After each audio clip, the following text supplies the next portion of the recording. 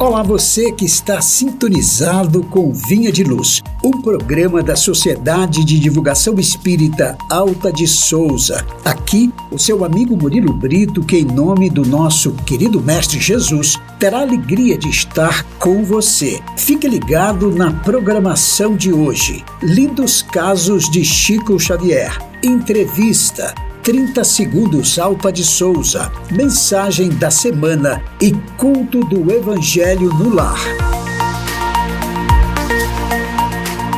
Hoje, além das reflexões e lindos casos, conversaremos com José Revoredo do Centro Espírita Irmão Áureo de Goiânia, Goiás, sobre o tema Livro Espírita Lido, Ideia Renovada. Mas antes, gostaria de convidar você para juntos fazermos a nossa prece.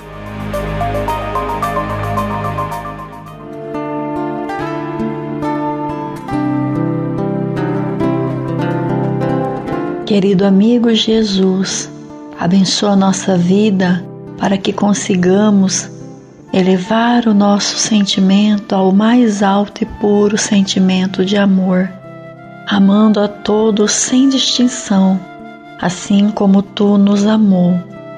Abençoa aqueles que nos ouvem, os seus lares, familiares queridos, e que o Teu amor seja uma luz a nos guiar hoje e em todos os dias das nossas vidas.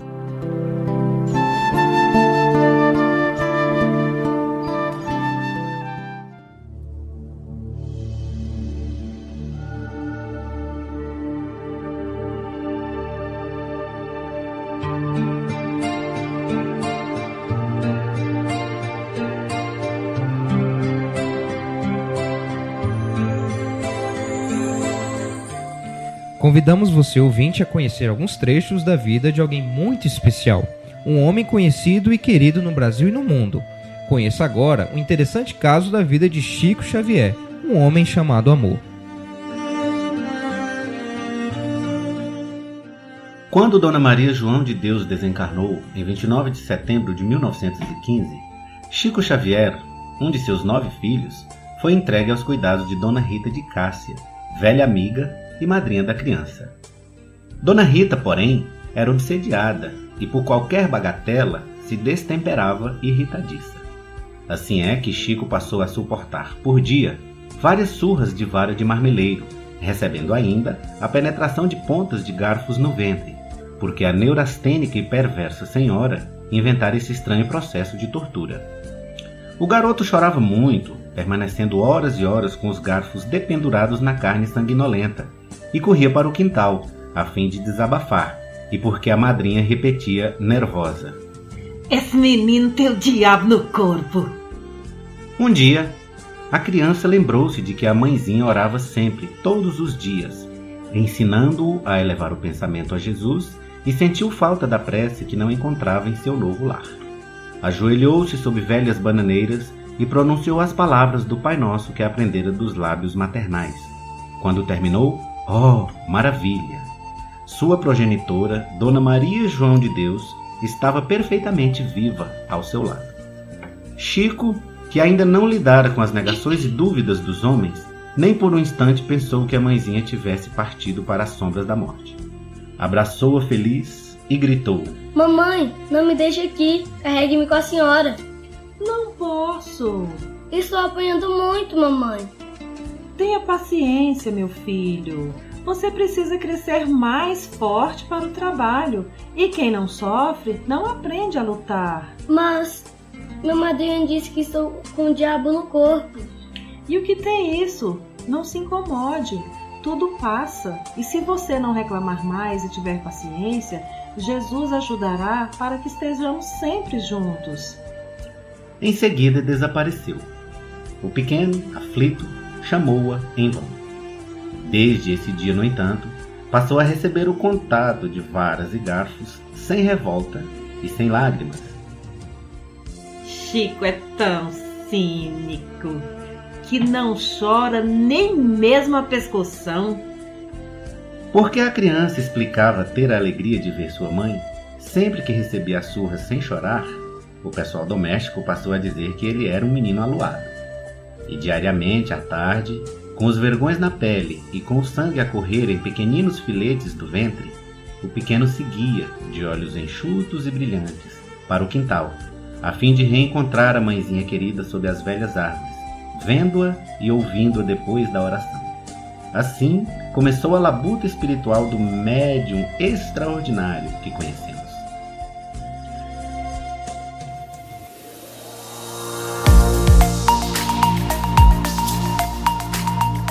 Amigo ouvinte, conversaremos hoje com José Revoredo, de Goiânia, Goiás, sobre o tema Livro Espírita Lido, Ideia Renovada.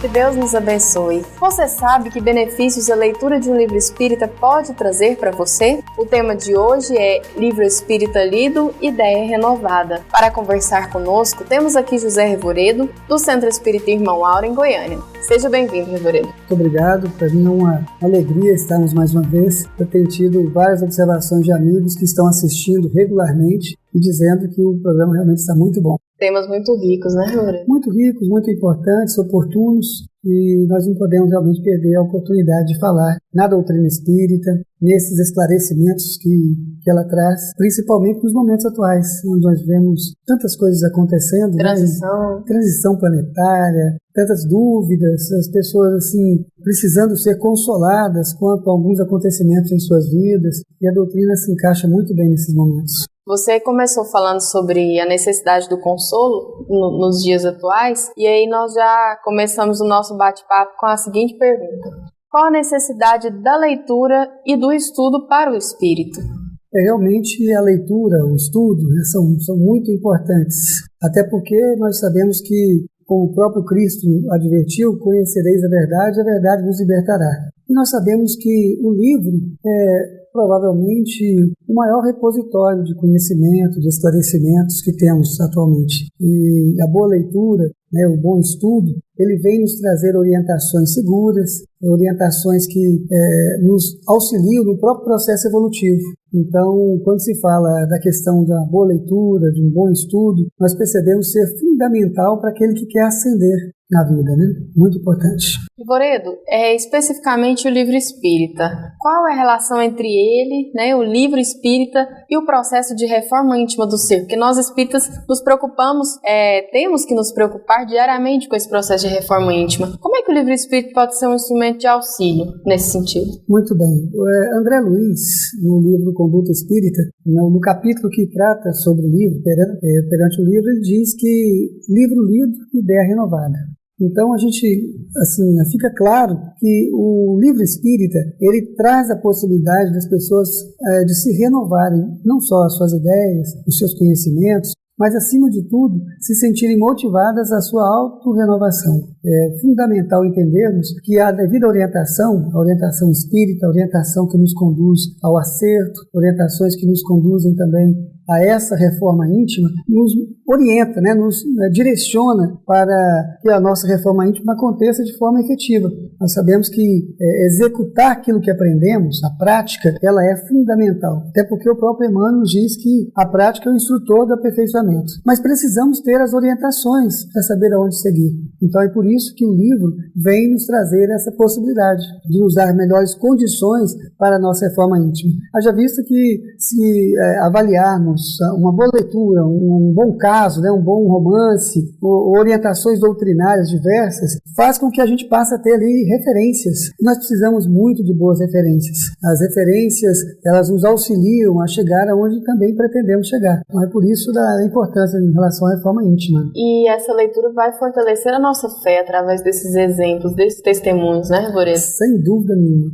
Isso que você me perguntou me faz lembrar de Gesiel, que está descrito lá no livro Paulo e Estevão, onde Emmanuel coloca nesse romance maravilhoso que Gesiel, que depois mudaram seu nome para Estevão, ele, quando foi acolhido na Casa do Caminho, Pedro acolheu, estava dando as primeiras orientações, dizendo sobre o Messias, que já havia estado entre eles, e Gesiel era um daqueles que aguardava a vinda do Messias. Então ele estava ali ansioso para receber as orientações, para conhecê-lo, e Pedro afirmou a ele que o Cristo já não estava ali entre eles, mas que ele tinha ali as orientações escritas na época por Levi, né, o evangelista Mateus, e trouxe esses pergaminhos para Gesiel. Lá Emmanuel diz que Gesiel não leu, devorou as orientações do Cristo, e lágrimas desciam de seus olhos, ele profundamente emocionado. Daí a gente observa o e tanto que o livro... no mesmo instante. É verdade, e o tanto que o livro tem essa capacidade de nos pôr em contato direto com o autor.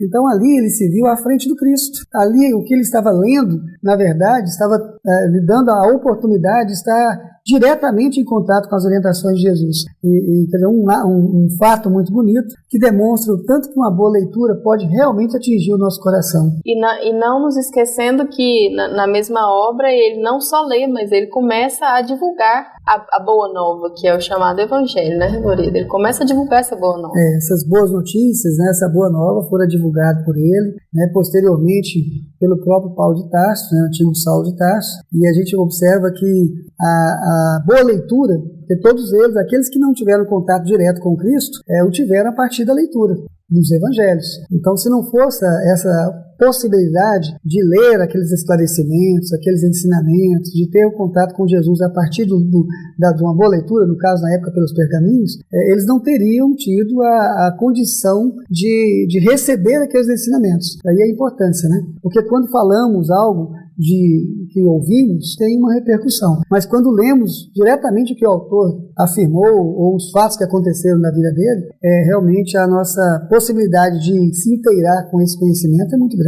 E os evangelistas prestaram um favor para as gerações posteriores, que foi justamente documentar tudo aquilo. Sem né? duvidamente. Lógico que devidamente orientados e amparados pela espiritualidade maior, que também através da intuição, através da inspiração, possibilitou aqueles evangelistas narrarem aquilo que ouviram presencialmente, como aconteceu com João, como aconteceu com Mateus, né? Ou aqueles que ouviram, como aconteceu com Marcos e Lucas, que não conheceram Jesus pessoalmente, mas foi através da leitura dos seus evangelhos, ou mesmo das orientações dadas por Paulo de Tarso, ou mesmo também por Pedro, que foram capazes de escrever e trazer esse grande legado aí para a humanidade. Revoredo, neste mês de abril nós comemoramos 156 anos da publicação de um dos livros mais importantes da literatura espírita, o Livro dos Espíritos.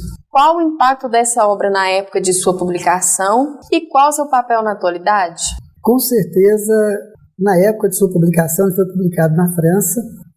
França essa que tinha passado pelo processo mesmo do iluminismo e que a própria humanidade como um todo estava preparada para receber verdades como as que foram reveladas pelo Livro dos Espíritos. Ele teve um impacto na época muito grande, muito importante.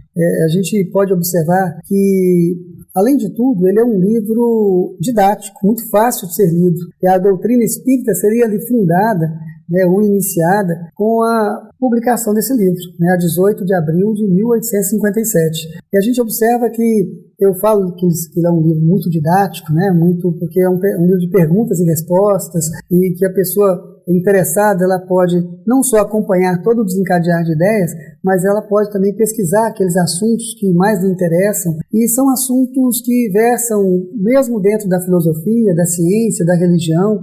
Podemos dizer que o Livro dos Espíritos é como se fosse um livro síntese. A partir dali, outros livros que são considerados também obras básicas da doutrina espírita foram desdobrados. E os assuntos são tão atuais que quando a gente os lê nesse momento, aí, há 156 anos depois da publicação desse livro, nós vemos o tanto que esse livro é atual.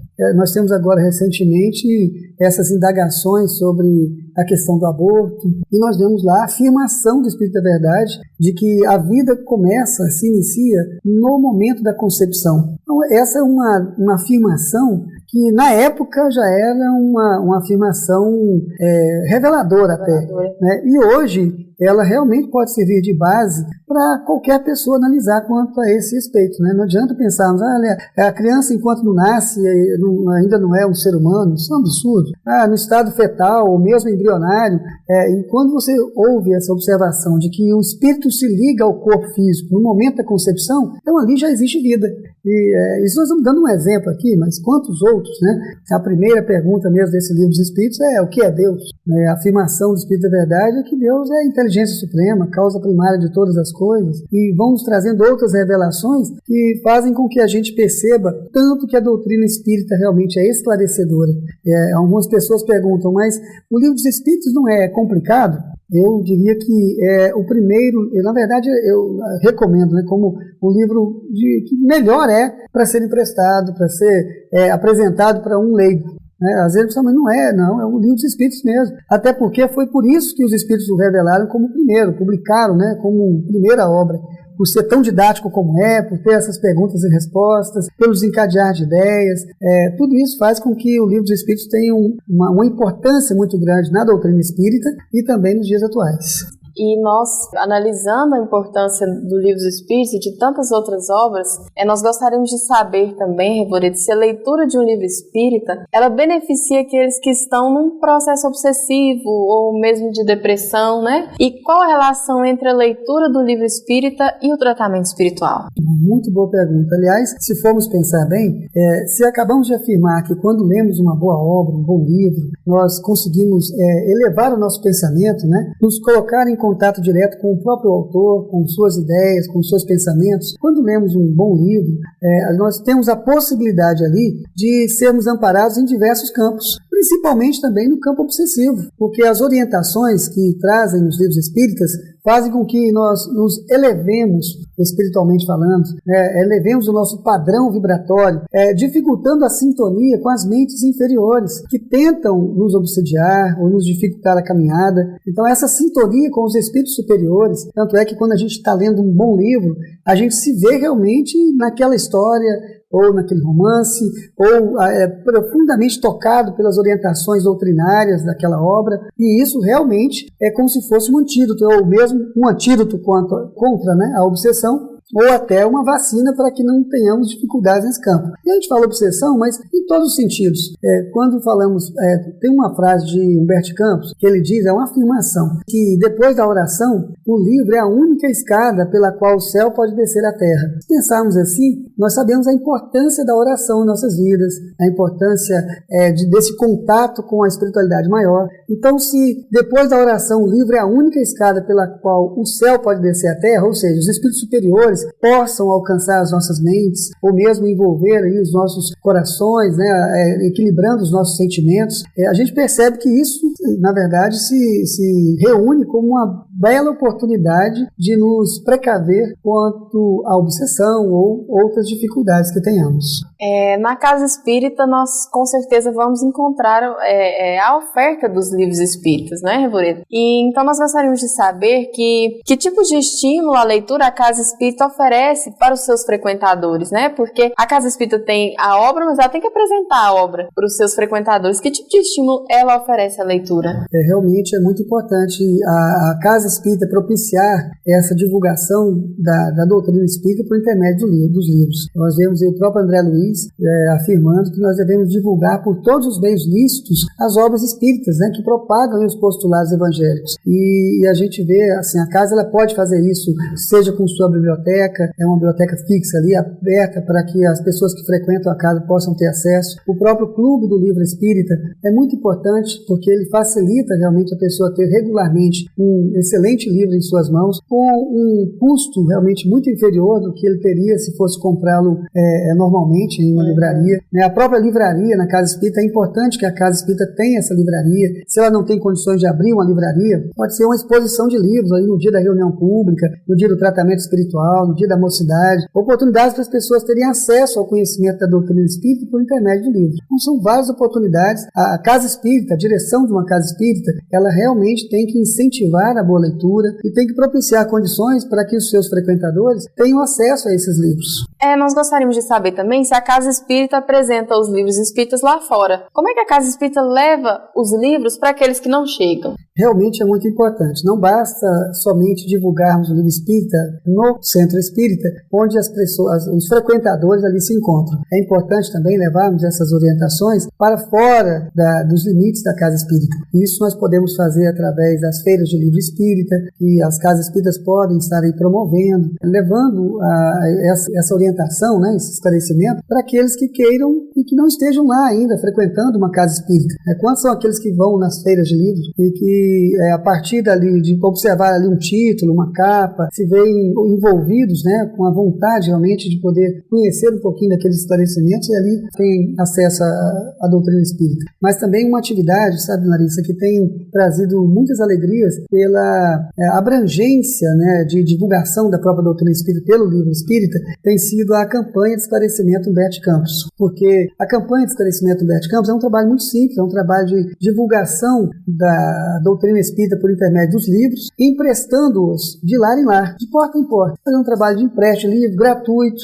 onde a família pode ter acesso a esse livro. 2 semanas depois, o grupo volta para recolher o livro, para emprestar para outras famílias, e o trabalho vai se expandindo, né, atendendo realmente a um grande número de famílias. E o interessante é perceber a aceitação, por quantas pessoas estão assim ansiosas por esses esclarecimentos. Mesmo de outras religiões. Mesmo de outras religiões. A gente acha interessante que o próprio Kardec, lá na conclusão do Livro dos Espíritos, ele afirma que os tempos são chegados para que o homem conheça as verdades. E as pessoas realmente estão preparadas para isso. Hoje, assuntos da doutrina espírita são discutidos abertamente, coisas que no passado não era tanto quanto hoje, ou mesmo através dos não só livros, mas dos filmes, seja em telas de cinema, seja nas telas televisivas, ou mesmo em matérias diversas da imprensa escrita, enfim. O que a gente percebe é que esses assuntos têm cada vez mais aguçado a curiosidade, ou mesmo a vontade de ser amparado ou receber alguma orientação, e o livro espírita é esse sublime instrumento.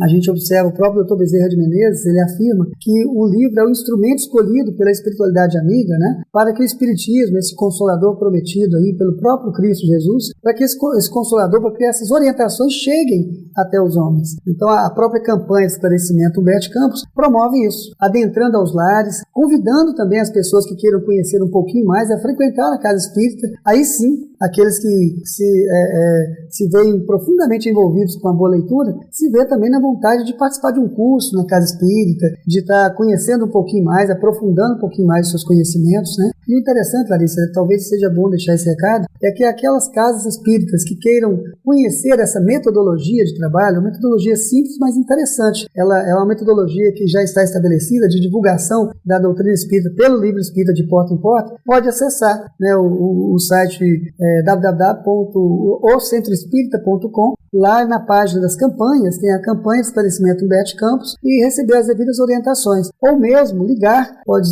dar um telefone aqui também. Uma vista interessante, porque aquele que quer implantar em seu centro, tem um grupo que o grupo vai até essa casa espírita, auxilia na implantação desse trabalho, para que a casa espírita possa continuar esse trabalho de divulgação. O telefone pode ser o 62, né, de Goiânia, 9137-5461. É interessante, quem quiser pode ligar nesse número e pedir para que a implantação desse trabalho em seu centro espírita.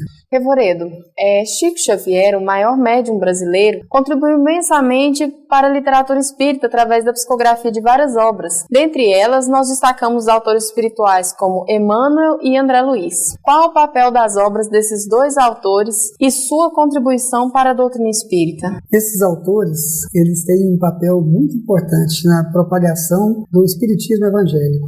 É interessante ressaltar que, especificamente nas obras de André Luiz faz o papel como se fosse um repórter do plano espiritual. E lá ele relata aquilo que ele vê nas suas diversas obras, trazendo os esclarecimentos dos mentores que orientam ponto a ponto o que aquilo representa. E para nós, aqui do plano físico, quando estudamos André Luiz, a gente passa a entender melhor. Alguns até brincam dizendo que o próprio Livro dos Espíritos apresenta o plano espiritual. E André Luiz, com as suas obras, povoa esse plano espiritual e faz com que a gente entenda a correlação que existe com a nossa própria vida, e é muito semelhante, né? Agora, já Emmanuel também nos traz orientações diversas, principalmente ligando a doutrina espírita ao Evangelho de Nosso Senhor Jesus Cristo. Nós vemos nas obras de Emmanuel a revivescência desse cristianismo primitivo.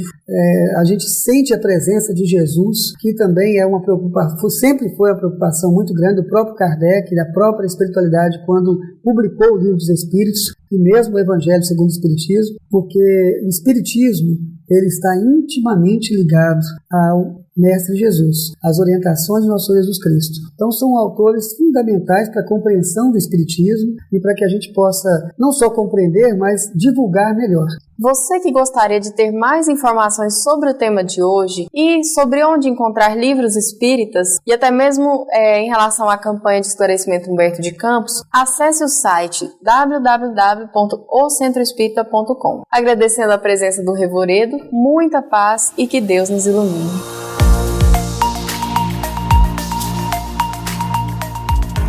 Você ouviu a entrevista com José Revoredo de Goiânia, Goiás, sobre o tema Livro Espírita Lido, Ideia Renovada.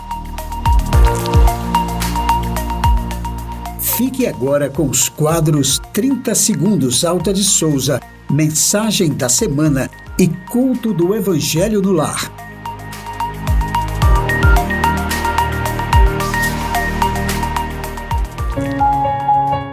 Você sabe qual é o índice de mortalidade materna no Brasil? Segundo dados do Ministério da Saúde, em 2013 houveram 522 óbitos maternos ocorridos durante gravidez e parto, sendo que a principal causa era pressão alta. Desses 522 óbitos maternos, menos de 66 foram consequência do aborto. Nós, mulheres, temos o direito a um atendimento médico de qualidade para uma gestação segura e saudável. Vida sim, aborto não.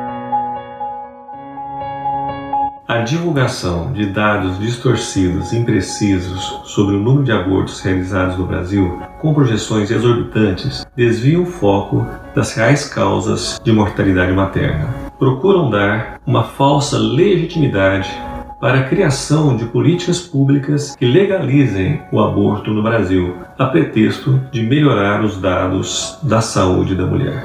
Vida sim, aborto não. Em um dos maiores estudos já realizados sobre felicidade pela Universidade de Harvard por mais de 75 anos, mostrou que o consumo de álcool era a principal causa de divórcio e que o uso e abuso do álcool estariam associados à depressão. Não vale a pena arriscar a sua felicidade pelo uso do álcool. Álcool, nenhuma gota. Tem o homem o direito de dispor da sua vida? Não, só a Deus assiste esse direito. O suicídio voluntário importa numa transgressão desta lei. Se você pensa em suicídio, se você se sente triste, sozinho, desamparado, desesperado, peça ajuda. Procure tratamento médico e psicológico. Procure tratamento espiritual em um centro espírita. Ore, peça ajuda a Deus e ao seu anjo da guarda. Suicídio nunca. Conheça o Espiritismo.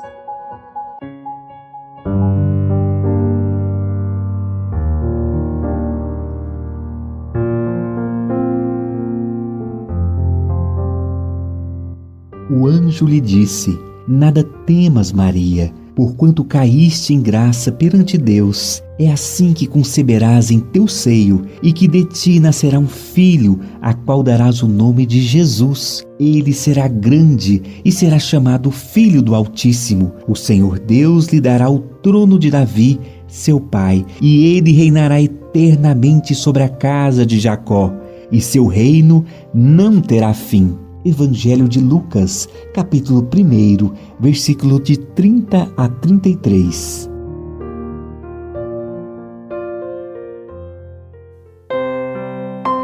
Caridade do entendimento. Agora, pois, permanecem estas três coisas: a fé, a esperança e a caridade. Porém, a maior destas é a caridade. Apóstolo Paulo, Primeira Epístola aos Coríntios, capítulo 13, versículo 13. Na sustentação do progresso espiritual, precisamos tanto da caridade quanto do ar que nos assegura o equilíbrio orgânico. Lembra-te de que a interdependência é o regime instituído por Deus para a estabilidade de todo o universo, e não ouvides a compreensão que devemos a todas as criaturas. Compreensão que se exprima através de tolerância e bondade incessantes, na sadia convicção de que, ajudando aos outros, é que poderemos encontrar o auxílio indispensável à própria segurança. À frente de qualquer problema complexo, naqueles que te rodeiam, recorda que não seria justa a imposição de teus pontos de vista para que se orientem na estrada que lhes é própria. O Criador não dá cópias e cada coração obedece a sistema particular de impulsos evolutivos. Só o amor é o clima adequado ao entrelaçamento de todos os seres da criação, e somente através dele nos integraremos na sintonia excelsa da vida. Guarda, em todas as fases do caminho, a caridade que identifica a presença do Senhor nos caminhos alheios, respeitando-lhes a configuração com que se apresentam. Não te esqueças de que ninguém é ignorante porque o deseje, e estendendo fraternos braços aos que respiram atribulados na sombra, diminuirás a penúria que se extinguirá, por fim, no mundo, quando cada consciência ajustar-se à obrigação de servir sem mágoa e sem reclamar. É que permaneceremos felizes na ascensão para Deus. Mensagem do livro Ceifa de Luz, psicografia de Francisco Cândido Xavier, pelo Espírito Emmanuel.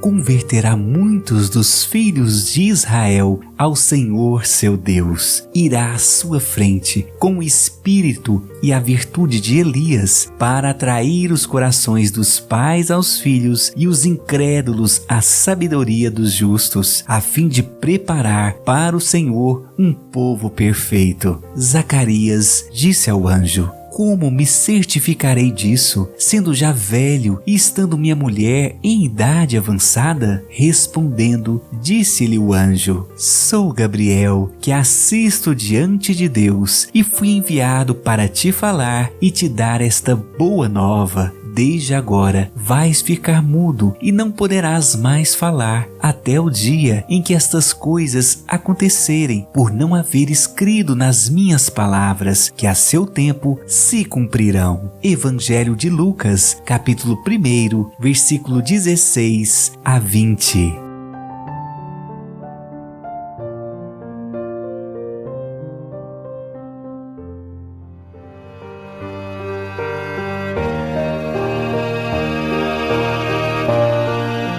Apresentaremos agora uma atividade que proporcionará momentos de paz e compreensão para toda a família. Conheça o culto do Evangelho no lar e implante esta ideia.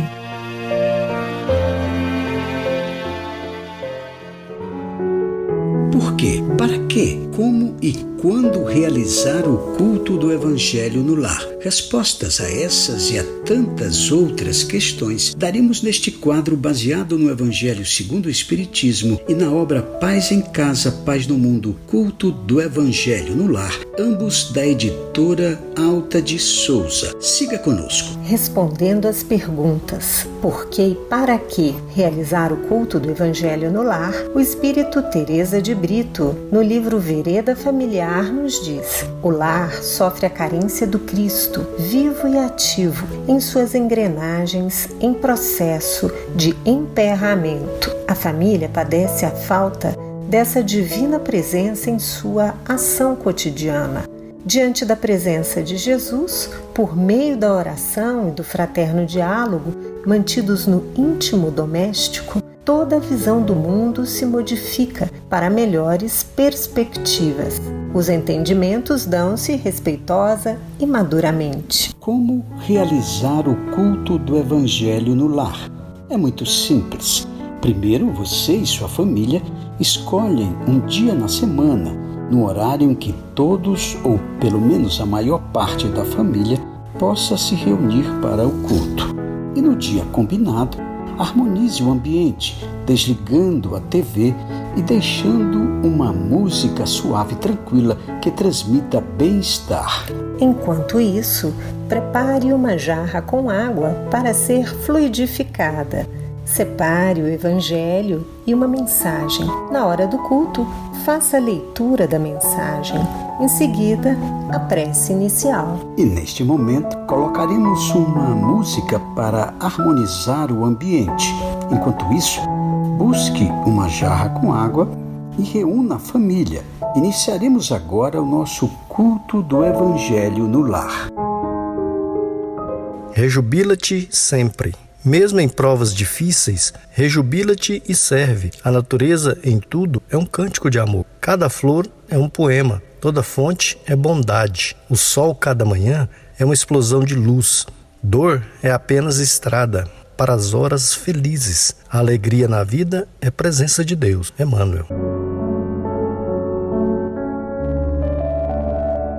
Mestre Jesus, queremos neste momento te agradecer pela bênção da vida e por tudo que nos é mais caro, como a família, os amigos, o trabalho e a saúde. Somos gratos, Senhor, pelas oportunidades de crescimento que nos permitem valorizar cada instante da nossa existência. Abençoa aqueles que nos ouvem, os seus lares, familiares queridos, e que o teu amor seja uma luz a nos guiar, hoje e em todos os dias das nossas vidas.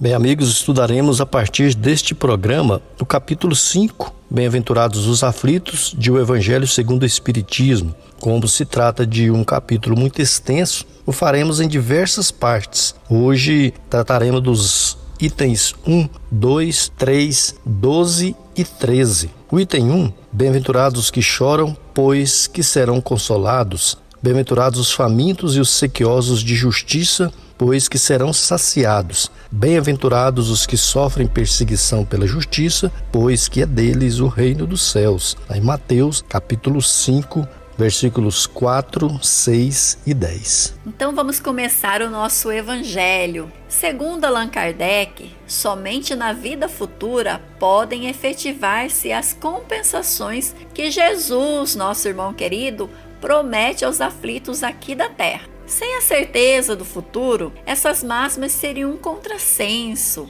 mais ainda seriam até mesmo um engodo. E olha, meus irmãos, mesmo com essa certeza, dificilmente se compreende a conveniência de sofrer para ser feliz.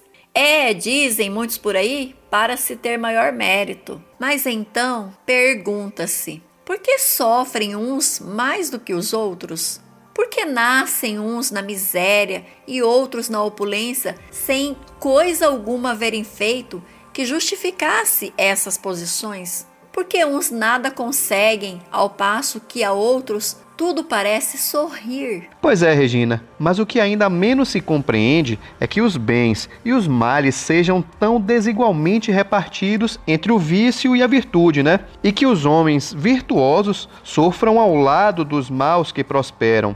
A fé no futuro pode consolar e infundir paciência, mas não explica essas anomalias que parecem desmentir a justiça de Deus, né? Entretanto, desde que admita a existência de Deus, ninguém pode concebê-lo sem o infinito das perfeições. Ele necessariamente tem todo o poder, Regina, toda a justiça, toda a bondade, sem o que não seria Deus. Isso é muito bem lembrado. Se Deus é soberanamente bom e justo, não pode agir caprichosamente, né, Guilherme? E muito menos com parcialidade. Logo, as vicissitudes da vida derivam de uma causa, e pois que Deus é justo, justa há também de ser essa causa. Isso é o que cada um deve compreender e também aceitar. Por meio dos ensinamentos de Jesus, nosso irmão, Deus pôs os homens na direção dessa causa, e hoje, julgando-os suficientemente maduros para compreendê-la, lhes revela completamente a mencionada causa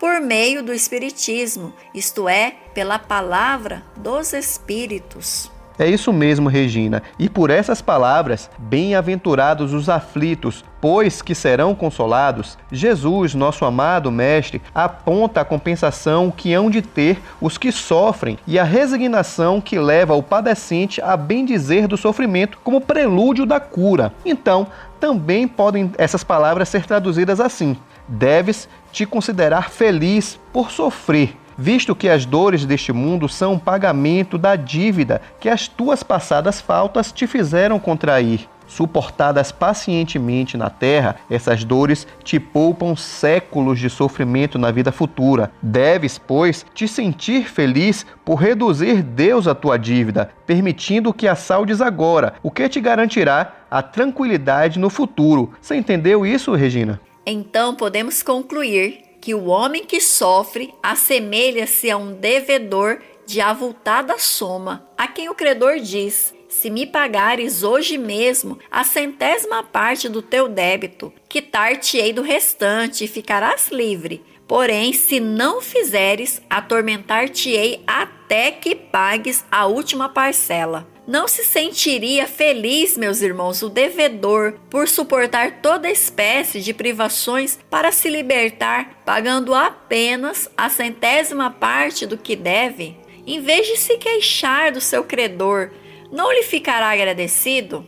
É esse o sentido das palavras. Bem-aventurados os aflitos, pois que serão consolados. São ditosos porque se quitam e porque, depois de se haverem quitado, estarão livres. Verdade, Regina, é bem por aí. Se, porém, o homem, ao quitar-se de um lado, endivida-se do outro, ele jamais poderá alcançar sua libertação. Isso é fato, né? Mas e se murmurarmos nas aflições, se não as aceitarmos com resignação e como algo que devemos ter merecido, se acusarmos a Deus de ser injusto, nova dívida contraímos que nos faz perder o fruto que devíamos colher do sofrimento. É por isso que teremos de recomeçar absolutamente como se a um credor que nos atormente pagássemos uma cota e a tomássemos de novo por empréstimo. Ora, aquele que encara pelo prisma de vida espiritual apanha, num golpe de vista, a vida corpórea. Daí, tira ele uma calma e uma resignação tão úteis à saúde do corpo quanto à saúde da alma, ao passo que com a inveja, o ciúme e a ambição voluntariamente se condena à tortura e aumenta ainda mais as misérias e as angústias da sua curta existência. Muito bem, meus irmãos, semana que vem daremos continuidade ao nosso estudo desse capítulo e, caminhando para o encerramento do nosso culto do Evangelho no Lar, ouçamos a prece final com a fluidificação da água.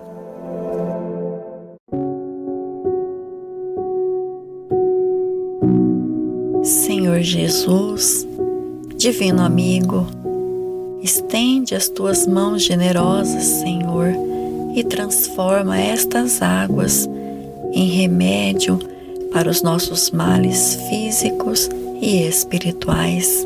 Estende as vibrações de amor em benefício de meu lar, Jesus, que aqui possa reinar a paz, a saúde, a tranquilidade. Graças a Deus. Que Deus seja louvado. Faça uso da água fluidificada.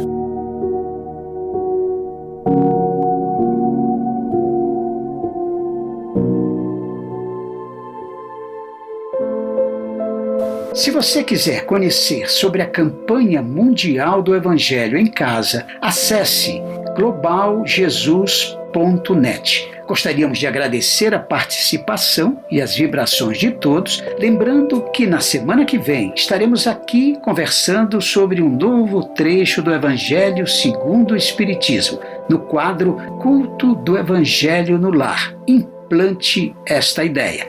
Até lá, amigos!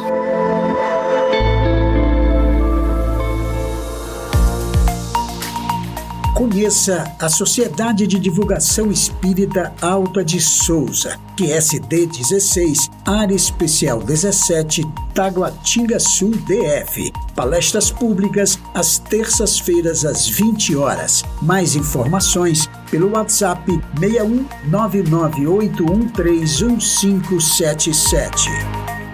Caro ouvinte, chegamos ao final do Vinha de Luz, um programa da Sociedade de Divulgação Espírita Alta de Souza. Obrigado pela sua companhia amiga e até o próximo programa.